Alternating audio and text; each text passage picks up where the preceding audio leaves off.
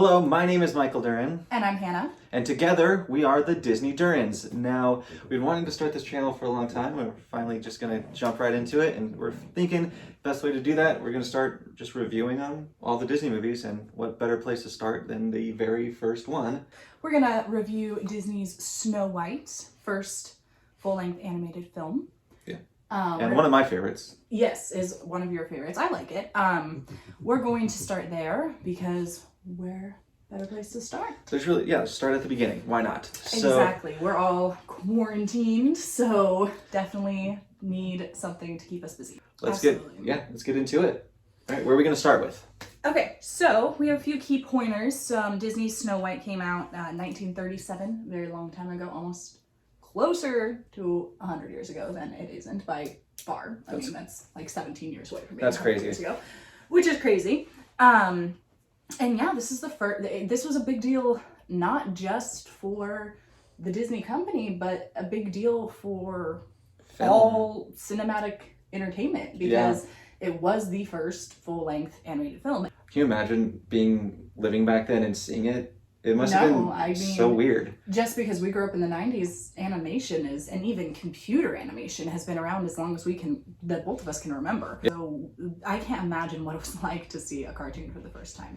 I'm sure it was really groundbreaking. Yeah. I feel we should put a disclaimer in there that we have a French bulldog. So if you hear some snorting, that's what that is. Yeah, she's around. Rooting around. She's not quiet, but she likes to be a part of the show. So yeah, let's dive on in. Okay. So animation. Let's talk about, before we get into anything too logistic, this is our opinion, and that's what these videos are gonna be. It's our opinion, it's our tips, our tricks, because we're longtime Disney fans, and maybe some information that you've never heard. We like to, broaden our horizon with everything. But what's your opinion of the animation? I mean, right off the bat, it's beautiful. Yeah. If you look at the backgrounds that they used to hand paint and draw every single background, the amount of details in them is insane. It is, and it's surprising how, you can find them, but how little mistakes. If you had every cell, this is cell animation? Yes, cell animation is what it's called, and it's basically where you paint, primarily paint, but draw on these little, clear cells, and then you stack those to make a 3D effect and make make this scene, because you have a hand-drawn background and you place them on it, and it's crazy.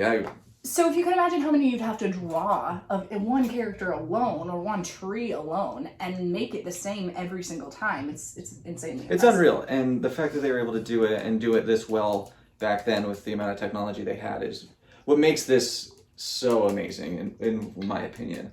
Groundbreaking doesn't really even touch what this is. Yeah, and just the character designs, everything about it, I think was very well done. The dwarves are just so whimsically drawn and just adorable. And it's animation that holds up to today. Yeah, so I think animation, it's a top tier as far as the skill and the beauty that went into this one for me. Okay. What about you? But what really strikes me is the colors. I think the color scheme is really pretty. In my line of work, colors have to kind of flow in a certain way and complement each other in a certain way. So that's something I gravitate towards, and they do it really, really well. Right down to the blue and yellow in her dress. Those are complementary colors and should always be paired together. And just the simple basic, they took it back to the basics to create this, and it's impressive. The cell animation is impressive. First Color, it won an honorary Oscar. It did get nominated for a score. It is, world acclaimed for a reason. Yeah. But yeah, I think it's stunning. And one of the things I will say, as a best and worst part of the animation, is the dwarfs are the best, because somehow they make 7 almost identical characters be complete individuals. And I can look at one, still, we have a pin for Sleepy, and I can look at him, and all it is his face and a hat, and I know it's him. And for that to be a thing for 7 identical characters, I think is really, really an accomplishment. And then where I'd say I kind of was lacked creativity would be the prince. Gosh, I don't remember his name. He has a real name. I learned it actually recently. and it's something Yeah. really weird. It starts with an F, I think, but we just call Charlemagne? him. Yeah, maybe Something like that? I don't know. Yeah, It's I something don't know. weird. But He's not actually, memorable. No, he's not, and he is so he looks. And I know they're quite some time apart, but he looks just like Prince Charming, and it's really generic. And I know he came before Prince Charming, clearly, but he lacks personality. Yeah, that would be my one thing and his animation is just kind of there. It's just nothing. For sure. He wasn't a prince as a young girl. It wasn't a prince I was ever like wooing over or even really considered being a crush or even thought about. So I'd say that's where the animation didn't fall flat, but just was lacking for me. I did want to touch because you brought up her dress. That thing pops. It's beautiful. It's beautifully designed. Mm-hmm. And it's pretty historically accurate for the time that this fairy tale was written, which really is a big deal for me. It just shows the details they put in and the care. Mm-hmm. I think it's just one of those touches that most studios don't put in and Disney takes the time to do. And they do it right. I agree. All Disney fans know that Disney details. They're top notch. And then the other character, the Evil Queen. I think costume and animation, stunning. Mm-hmm. I agree. That purple they use on her, amazing. Mm-hmm. And that's just her queen form. Her old hag form is terrifying. Oh yeah, I still think that's scary. Definitely as a kid thought it was scary. Yeah, so hers, well done animation on her. And I wanted to just touch on, it's beautiful, but there is just a very spooky vibe to it throughout. I don't know if it's the color scheme or like what they do. Right, and they transition it well. When you're supposed to be afraid, you are, and when you're supposed to feel lighthearted, you feel it. And so it's the tone of the film, and I agree. Yep, they portrayed it perfectly. Whimsical and then spooky, whimsical, spooky, and it goes back and forth very seamlessly. I think it does set the tone for what it was, which is a old fairy tale. Mm-hmm. And fairy tales were like that. They were very dark. Spooky, yeah. Yeah, so it captures that essence very well. I agree. So animation, I think we both are like, it's very well animated. Let's talk about the score. Yeah, let's do that. So the score, what do you think? Is it a standout score for you? I find myself, when I thought about this a little bit ago, when we were taking notes, I kind of was like, what score was my first thought. And there was nothing, because we grew up with the Renaissance age, which for you that don't know, that's like 80s, 90s. Well, end of 80s and through 2000. So Renaissance era, songs are, you can think Pocahontas, Colors of the Wind. You can think the songs instantly. Mm-hmm. With this, I was like, songs. But then as I kind of thought more, I was like, I actually hummed these songs more than a lot of other songs. I like Someday My Prince Will Come. I actually sing that in the shower kind of frequently. Hi Ho, Hi Ho. Just kind of Whistle While You Work. I'd sing that while I'm cleaning constantly. And so once I kind of thought about it, I was like, this is a good score and these are good songs, and I kind of find myself humming to them more than I do a lot of other scores. I would agree, and I kind of had the same thought of you where I was like, I don't really know. And then once you stop and think about it and you realize, oh no, there's a lot of classics on here. Yeah, so and I was thinking the songs are really good, but then the score itself, the background music, I can't even think of it. So I think that one, it isn't a top tier for me, just because I can't think of it. And it was Paul Smith who did this, who also did Pinocchio, right? Yeah, and randomly, I actually work with his son, that when I learned this, I was just awestruck. That is pretty cool. I got to hold his Oscar that he got for his score for Pinocchio, which was pretty cool. It was great. Michael's a huge Pinocchio fan, as you can tell. We'll talk about that one at some point. I'm less charmed by it. Yeah, so Paul Smith does the score. What is that called? No. Composer, thank you. I'm like, the guy that does this. Yeah, he was a composer for this and for other Disney films. He did not win the Oscar for this, but was nominated. Yep. But imagine the first time ever an animated film and they get nominated for Best Score. Didn't win, but got nominated. It's a pretty terrific feat in my mind. I would agree. That being said, the thing I can remember about the score is the forest when she's trying to get away, initially when the hunter lets her go, and how terrifying, still as an adult, that scene is. And I think yes, it has a lot to do with the animation, but I think it has more to do with the score. The animation guides us where we're trying to feel by our visuals, but I feel like the score really kind of hammers it in. You're right, and I wasn't even thinking about that scene, and now that you say that, I completely agree with that. Yeah, so I mean, I see why it got a nomination. Definitely. Speaking, because I'm not sure where else to throw this in here, but speaking of nominations, it did win an honorary Oscar, and this is kind of the coolest thing. I don't know if you know this, but Walt Disney, I'll put a photo in of this actually. Walt Disney got the Oscar and 7 miniature Oscars for this film. I think Shirley Temple is in the picture. I think she gave it, like, was the she's presenter. there. She's there for sure. But let's move on. So, plot line.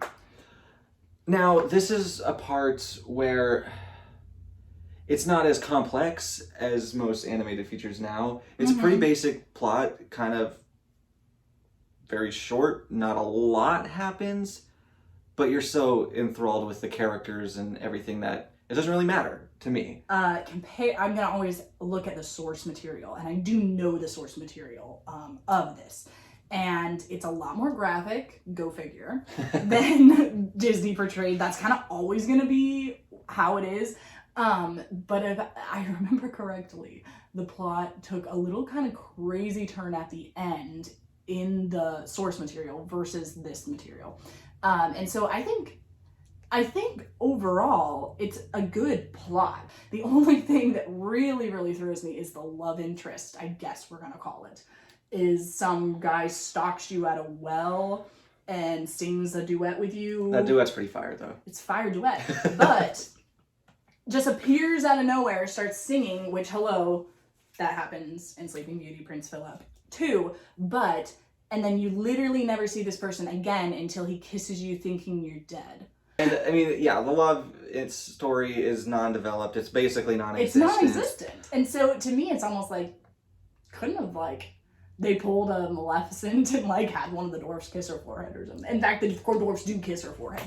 But you know what I mean. And they do love her, but... and they do. And it doesn't seem like, to me, that is the biggest plot hole out of the whole thing, is true love's kiss. That's not what that is. You don't know this person.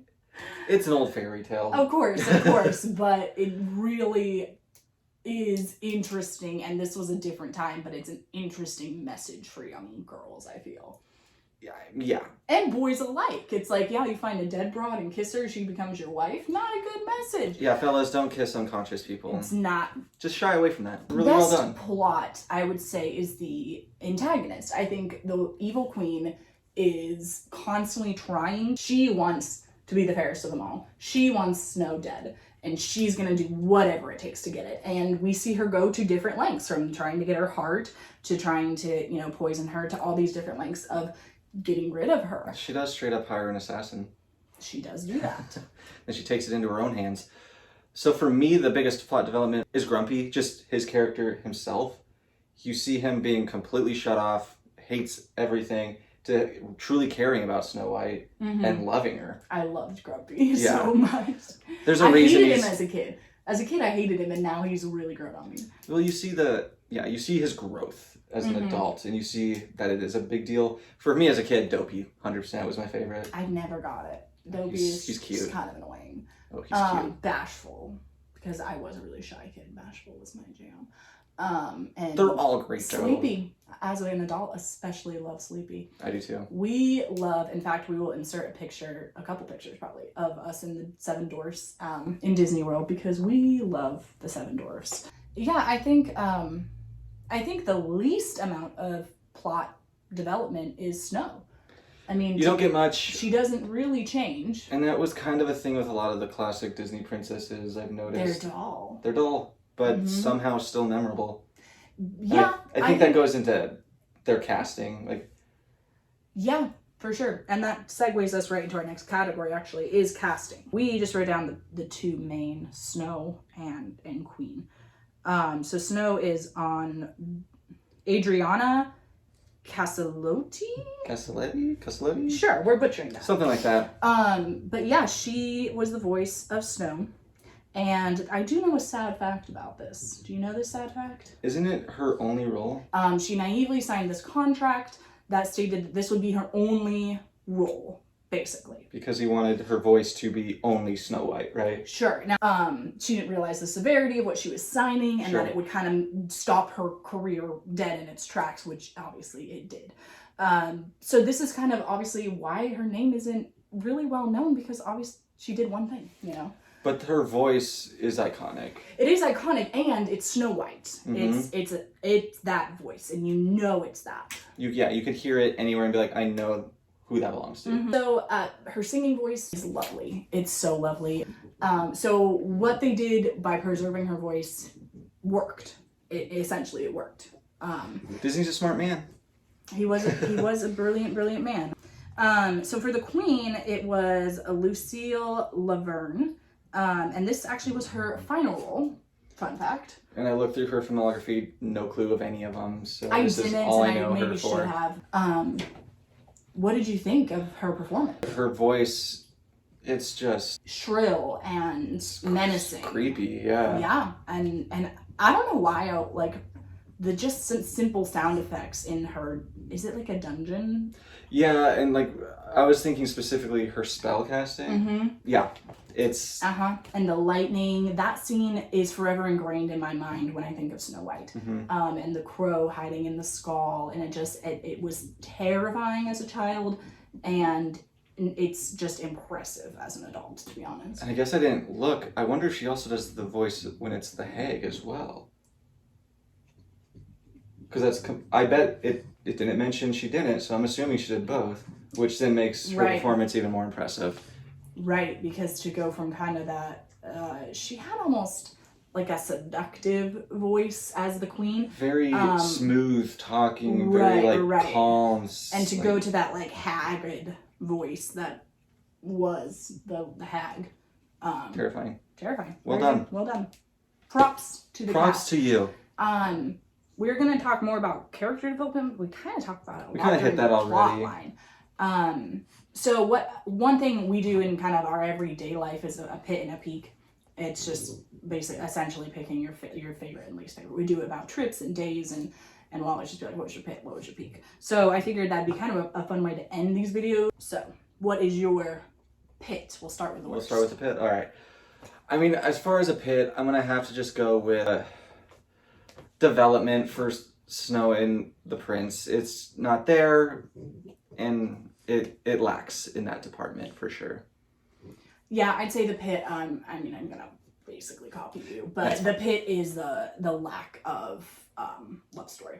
What about your peak? know when this is like a very specific peak. All right. But my peak overall is the dwarfs. I love the dwarfs. But this is the moment that is like my favorite moment. And it's when she's in the beds and she has like three pushed together to like sleep on them. Yeah. And they peek over and all their noses go boop, boop, boop, boop, all up on the bed. Do you know what I'm talking about? I know exactly. And it's my favorite part of the whole movie. So that's my peak.